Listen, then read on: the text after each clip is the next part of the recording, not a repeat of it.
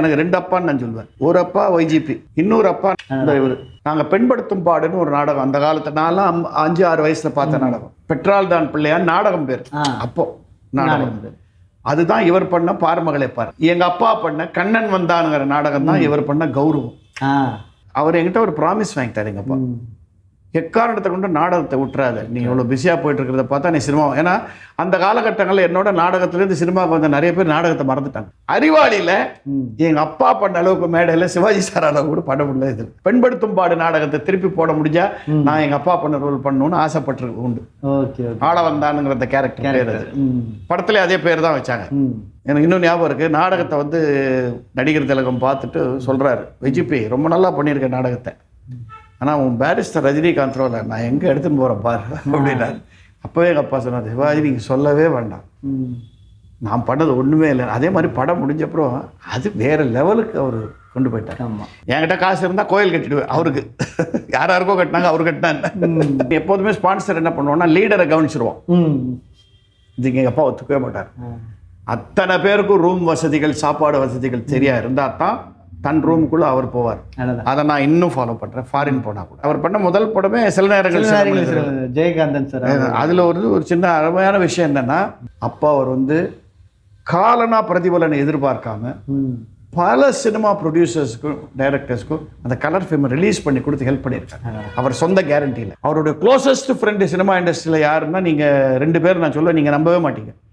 ஒன்று புரட்சி தலைவர், அதே மாதிரி அவருக்கு ரொம்ப க்ளோஸாக இருந்தவர் யாருன்னு கேட்டிங்கன்னா இங்கே ஆடி போயிடுவீங்க, MR ராதா. K சுப்பிரமணியம் கேள்விப்பட்டீங்களா? சினிமாவின் பிதாமகர், பத்மா சுப்பிரமணியன் தந்தை. அவர் சொன்னார், YGP நீ வேலையை விட்டுடு, நான் உன்னை வச்சு படம் எடுக்கிறேன். பட் எங்கள் அப்பா எவ்வளோ நேர்மையாக இருந்தாருங்கிறது சொல்ல வரேன். அவர் அப்போ கவர்மெண்ட் சர்வீஸில் இருந்தார். சார் கவர்மெண்ட் சர்வீஸ் நான் இருக்கிற வரைக்கும் இன்னொரு இடத்துல நான் வேலை செஞ்சு சம்பாதிக்க மாட்டேன், நீங்கள் வெயிட் பண்ணுங்க, இன்னும் 6 மாதம் நான் ரிட்டையர் ஆக போகிறேன், ரிட்டையர் ஆனதுக்கு அப்புறம் வேணா நான் அந்த ரோலை பண்ணுறேன். You won't believe, Bheem Singh sir wait பண்ணார். நாகேஷ் அவரும் நம்ம ட்ரூப்ல இருந்தாங்க. கண்டிப்பாக நாகேஷ் சொல்லுவார், நான் இப்போ அழுவண்டா. அப்போ அந்த காலத்தில் உங்கள் அம்மாவுக்கு தெரியாமல் உங்கள் அப்பா பணம் கொடுப்பாரு. உங்கள் அப்பா கிட்ட பணம் வாங்கிட்டு உங்கள் அம்மா கிட்ட போய் உங்கள் அப்பாவை திட்டுவேன், உங்கள் அம்மாவும் பணம் கொடுப்பாரு. அப்பாவை பார்த்து இந்த அவர் பண்ண ஒரு கேரக்டர் ஏதாவது பார்த்து இந்த கேரக்டர் அப்பாவோட நம்ம பெட்டரா பண்ணுமே அப்படின்னு ஏதாவது இல்லை, நான் பார்த்து வேந்த கேரக்டர்ஸ் 2-3 இருக்கு. ஃபார் எக்ஸாம்பிள் எங்களுக்கு ஒரு பெரிய இதுன்னா எனக்கு 2 அப்பான்னு நான் சொல்லுவேன். ஒரு அப்பா YGP என்ன பெற்றவர், இன்னொரு அப்பா நான் பெற்றவர் இவர். அப்படிதான் நான் சிவாஜி சார் சொல்றது. சூப்பர். எங்க நாடகத்தில் ஒரு 5 நாடகங்கள் எங்க அப்பா பண்ணவர்கள் அவர் பண்ணியிருக்காரு.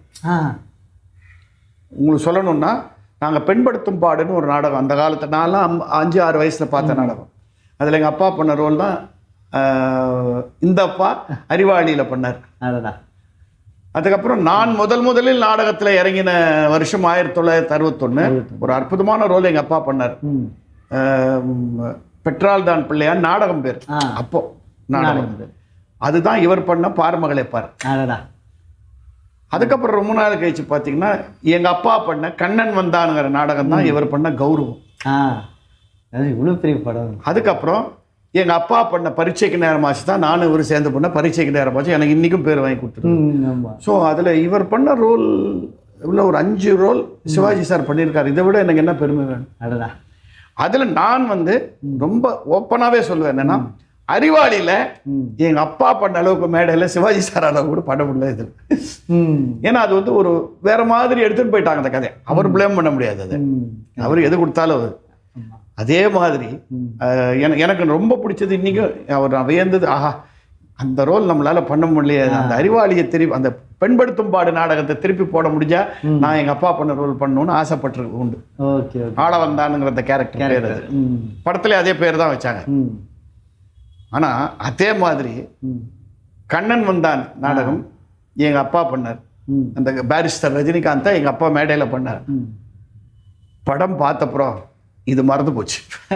எங்கள் அப்பாவே சொன்னார். எனக்கு இன்னும் ஞாபகம் இருக்குது. நாடகத்தை வந்து நடிகர் திலகம் பார்த்துட்டு சொல்கிறாரு, YGP ரொம்ப நல்லா பண்ணியிருக்கேன் நாடகத்தை, ஆனால் உன் பேரிஸ்டர் ரஜினிகாந்த் ரோல நான் எங்கே எடுத்துன்னு போகிறேன் பாரு அப்படின்னாரு. அப்போவே எங்கள் அப்பா சொன்னார், சிவாஜி நீங்கள் சொல்லவே வேண்டாம், நான் பண்ணது ஒன்றுமே இல்லை. அதே மாதிரி படம் முடிஞ்சப்பறம் அது வேறு லெவலுக்கு அவர் கொண்டு போயிட்டார்.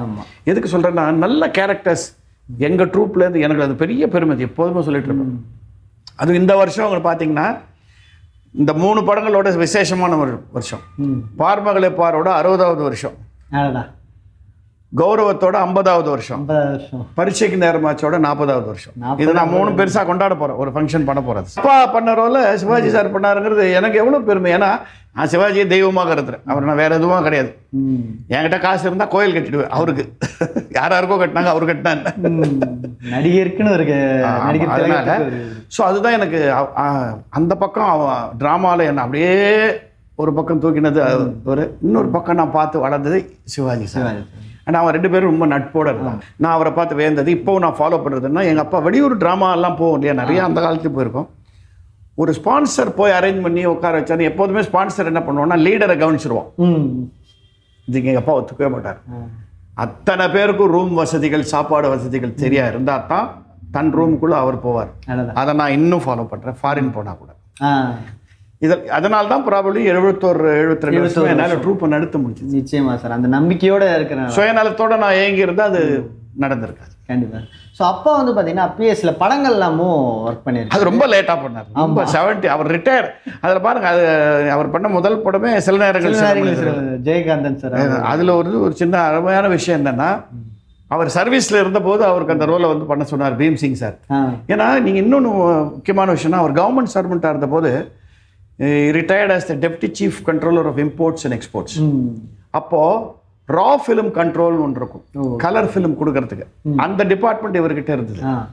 அப்போ அவர் வந்து காலனா பிரதிபலனை எதிர்பார்க்காம பல சினிமா ப்ரொடியூசர்ஸ்க்கும் டைரக்டர்ஸ்க்கும் அந்த கலர் ஃபிலிமை ரிலீஸ் பண்ணி கொடுத்து ஹெல்ப் பண்ணியிருக்காங்க, அவர் சொந்த கேரண்டியில். நீங்கள் இப்போ சொல்கிறீங்க இல்லையா, திரு காமராஜ் அவர்களோட பேங்க் பேலன்ஸ் என்ன இருந்திருக்கணும், அதே மாதிரி எங்கள் அப்பாவோட பேங்க் பேலன்ஸ் 3000 4000 தான். அவ்வளோதான் இருந்தது. கவர்மெண்ட் சர்வீஸில் இருந்துட்டு நிறைய, அதனால தான் சினிமாவோட தொடர்பு அவருக்கு நிறையா வந்து. நீங்கள் இன்றைக்கும் பார்த்தீங்கன்னா, அந்த காலத்தில் எங்களுக்கெல்லாம் ஏவிஎம் செட்டியார் அவர்கள், வாகினி ஒரு நாகிரெட்டியார் அவர்கள், தேவர் ஃபிலிம்ஸ் அவர்கள் எல்லாம் YGPனா உயிரை விடுவாங்க. சினிமாக்காரனை தூக்கி விட்ட மனுஷன் இருந்தாலும் அவர் கவர்மெண்ட் சர்வீஸில் இருந்தாலும் அப்படி இருந்தது. அதனால தான் அவருக்கு சினிமா கனெக்ஷன்ஸ் நிறைய அப்போவே உண்டு. எங்களுக்கு எல்லாரையும் தெரியும். நான் சின்ன வயசில் போகும்போது சர்வசாதாரணமாக அவருடைய க்ளோசஸ்ட் ஃப்ரெண்டு சினிமா இண்டஸ்ட்ரியில் யாருன்னா, நீங்கள் 2 பேர் நான் சொல்ல நீங்கள் நம்பவே மாட்டீங்க. ஒன்று புரட்சி தலைவர், நான் டோட்டலாக சிவாஜி பக்தன். அவருக்கு சிவாஜி ரொம்ப க்ளோஸு, பட் ரொம்ப ஒரு இறுக்கமான நட்புன்னா அது எம்ஜிஆர். அதுக்கு அடுத்தது அவர் ரொம்ப அட்மையர் பண்ணி, அதே மாதிரி அவருக்கு ரொம்ப க்ளோஸாக இருந்தவர் யாருன்னு கேட்டிங்கன்னா இங்கே ஆடி போயிடுவீங்க, MR ராதா சார். 2 பேர் வேற துருவமாக இருக்கு. அப்படி ராதா அண்ணனுக்கு YGPன்னா அவ்வளவு பிடிக்கும். ஏன்னா இவரும் கொஞ்சம் போல்டாக பேசுவார், பல விஷயங்களை போல்டாக பேசுவார். அதுக்கப்புறம் தான் ராதா ரவிக்கு எனக்கும் அந்த நட்பு அப்படியே தொடர்ந்து. நாங்கள் 2 பேரும் ரொம்ப க்ளோஸ் ஆச்சு. அப்போ தான் ரவி கிட்ட நான் இப்போ கூட சொல்லுவேன், ஒரு ஃபங்க்ஷனில் MR ராதா அண்ணன், எனக்கும் ராதா அண்ணா பைத்தியம், எங்கள் அப்பாவுக்கு ராதா அண்ணா பைத்தியம், அவர் மாதிரி பர்ஃபார்ம் பண்ணி யாரும் கிடையாதுன்னு ஒரு ஃபங்க்ஷனில் சொன்னார், என்ன மாதிரி தைரியசாலிவை YGP, இவருக்கு பேர் வைக்கணும்னா பூனல் போட்ட MR ராதான்னு வருது. இது எங்கள் அப்பாவுக்கு ராதா அண்ணன் கொடுத்த டைட்டில். ஸோ சினிமா கனெக்ஷன் நிறையா இருந்தாலும் அவருக்கு சினிமாவில் இன்ட்ரெஸ்ட் கிடையாது. அதுதான் கேள்வியாவே கேட்கறேன். ஏன்னா எவ்வளோ நாடகம் பண்ணியிருக்காலும் சில அதில் இன்ட்ரெஸ்ட் கிடையாது அவருக்கு, பெருசாக அதில் வரணும் அப்படின்லாம் இன்ட்ரெஸ்டே கிடையாது. இன்ஃபேக்ட் வந்து நடுவில் ஒரு தரம் அவருக்கு பாம்பேக்கு டிரான்ஸ்ஃபர் ஆச்சு. நீங்கள் வேணால் குழந்த மாதிரி எழுதாரு இப்போ, ஏன்னா அவருக்கு நாடகத்தை விட்டு போகிறோமே. அப்போது K. சுப்பிரமணியம் கேள்விப்பட்டீங்களா, சினிமாவின் பிதாமகர், பத்மா சுப்பிரமணியன் தந்தை. அவர் சொன்னார், YGP நீ வேலையை விட்டுடு, நான் உன்னை வச்சு படம் எடுக்கிறேன். வேலையை விட்டுற சொல்லுங்க, உன்னை ஹீரோவை வச்சு படம் எடுக்கிறேன். அவர் தான் சொன்னார், நீ என்னை வச்சு நாடகம் போடுறேன்னு சொல்லுங்க, நான் ஒத்துப்பேன், சினிமா எனக்கு வேணான்னு. அப்படி இருந்த போது இந்த பர்டிகுலர் ரோலுக்கு பீம் சிங் எல்லாருமே ஃப்ரெண்ட்ஸ் தானே, YGP நீங்கள் பண்ணுங்களேன், உங்களுக்கு தான் சூட்டபுள் அந்த ரோல் அப்படின்னு சொன்னார். ஜெயகாந்தன் அவர்களும் சொன்னார், நண்பர். பட் எங்கள் அப்பா எவ்வளோ நேர்மையாக இருந்தாருங்கிறது சொல்ல வரேன். அவர் அப்போ கவர்மெண்ட் சர்வீஸில் இருந்தார். சார் கவர்மெண்ட் சர்வீஸ் நான் இருக்கிற வரைக்கும் இன்னொரு இடத்துல நான் வேலை செஞ்சு சம்பாதிக்க மாட்டேன், நீங்கள் வெயிட் பண்ணுங்கள், இன்னும் 6 மாதம் நான் ரிட்டையர் ஆக போகிறேன், ரிட்டையர் ஆனதுக்கப்புறம் வேணால் நான் அந்த ரோலை பண்ணுறேன். You won't believe, Bheem Singh sir wait பண்ணார் அந்த ரோலுக்கு. YGP தான் வேணும் அப்படின்ட்டு ரிட்டையர் ஆன அப்புறம் தான் எங்கள் அப்பா சினிமாலேயே இறங்கினார். ஏன்னா ட்ராமாங்கிறது அந்த காலத்தில் லாஸ்ட் தான். சொந்த படத்தை விட்டு எங்கள் அம்மா கிட்ட போய் சொல்லிட்டு ரிஹர்சலுக்கு பணம் எடுத்துகிட்டு வருவார். நாகேஷ் அவரும் நம்ம ட்ரூப்பில் இருந்தாங்க. கண்டிப்பாக நாகேஷ் சொல்லுவார், நான் இப்போ அழுவண்டா அப்போ அந்த காலத்தில் உங்கள் அம்மாவுக்கு தெரியாமல் உங்கள் அப்பா பணம் கொடுப்பாரு, உங்கள் அப்பா கிட்ட பணம் வாங்கிட்டு உங்கள் அம்மா கிட்ட போய் உங்கள் அப்பாவை திட்டுவேன், உங்கள் அம்மாவும் பணம் கொடுப்பாரு. ஸோ அவருக்கு வந்து இந்த சினிமாங்கிறது 2ஆம் பட்சம் தான். பட் அந்த படம் வந்து நான் தான் சொல்லுவேன், நான் அந்த சமயத்தில் அவர் அந்த படம் பண்ணுறதுக்குள்ளே நான் நிறைய படங்கள்லாம் பண்ண ஆரம்பித்தேன். நான் சொன்னேன், அப்பா நான் இத்தனை படம் பண்ணியிருக்கேன், இதில் எல்லாத்தையும் சேர்த்து ஒரே படத்துக்கு நீ பேர் வாங்கி போயிட்டு சில நேரங்கள் செல்ல முடியுதுன்னு சொல்லுவார். உங்களுக்கு அப்பா அவர் அப்படின்ற மாதிரி. பட் அதுக்கப்புறம் அந்த மாதிரி டைப் அவருக்கு என்னென்னா அந்த சினிமாவை பிடிக்காது, இந்த இன்பிட்வீன் ஷார்ட்ஸ் வெயிட் பண்ணுறது அவரால் தாங்க முடியாது. அவர் ஒரே சீன்ல அப்படியே கண்டினியூ பண்ணிட்டு என்னடா இப்போ வான்னு சொல்கிறான், 2 நாள் கழிச்சு எங்கே போறீங்கன்னு கேட்க சொல்கிறான். ஐயோ எனக்கு வாண்டாது, அவருக்கு அது அவ்வளோவா பிடிக்காது. பட் முடிந்த வரைக்கும் கூப்பிட்ட படங்கள்ல ஜாலியாக பண்ணார். ஏன்னா எல்லாருமே அவரை ரொம்ப ஒரு சீனியராக பார்த்தாங்க. இப்போ பண்ணார். அதை ஒன்றும் பெருசாக டெவலப் பண்ணிக்கல. அவர் நினச்சிருந்தா சினிமாவில் இறங்கி ஃபுல்லாக இறங்கல. பட் அவருக்கு என்னென்னா அப்போவும் அந்த நாடகத்து மேலே தான் அந்த மோகம் அங்கே தான் இருக்கு. எனக்கு இன்னும் அப்படி தான் இருக்குது. பட் நான் என்ன பண்ணேன், ஈக்குவலாக வச்சுக்கிட்டேன் ரெண்டும். என்னால் சினிமாலே அடாப்ட் பண்ண முடியும், அந்த நாடகத்தை இன்னும் விடாமல் இருக்கு. இன்னும் விடாமல் அதுக்கு காரணம் அவர் தான். ஏன்னா ஒரு கட்டத்தில் அவர் என்கிட்ட சொன்னார், சினிமாவில் நான் பயங்கர பிஸியான 80s 90sலாம் பார்த்தீங்கன்னா நான் இல்லாத படமே கிடையாது. ஃபுல்லாக ரஜினி சார், சிவாஜி சாரோட 33 படம். அதுதான் எனக்கு குவாலிஃபிகேஷனே. எனக்கு ஆஸ்கார் அவார்டு அதுதான். ஸோ அப்படி இருந்தபோது அவர் என்கிட்ட ஒரு ப்ராமிஸ் வாங்கிட்டார் எங்கப்பா, எக்காரணத்தை கொண்டு நாடகத்தை விட்டுறாது, நீ இவ்வளோ பிஸியாக போயிட்டு இருக்கிறத பார்த்தா நீ சினிமா. ஏன்னா அந்த காலகட்டங்களில் என்னோட நாடகத்துலேருந்து சினிமாவுக்கு வந்த நிறைய பேர் நாடகத்தை மறந்துட்டாங்க. நான் பேர் சொல்ல விரும்பல, பட் நிறைய பேர் மறந்துட்டாங்க. That promise he got from me. And எனக்கும் அவர் அந்த ப்ராமிஸ் பண்ணணுங்கிற, அவர் கேட்கணுங்கிற அவசியமே இல்லை. எனக்கு வந்து வெறி இருந்தது நாடகத்துக்கு. இன்றைக்கி சார் நம்ம என்ன தான் நீங்கள் மாநாட்டில் நான் பாராட்டுறீங்க, என்ன அப்படின்னா அந்த 6:30 மணிக்கு போய் நின்று முதல் சீனில் போய் இந்த கைத்தட்டில் வாங்கிச்சா கிடைக்கிற குஷி அதிலே கிடைக்கல. கண்டிப்பாக அது YGP கற்றுக் கொடுத்தது தான்.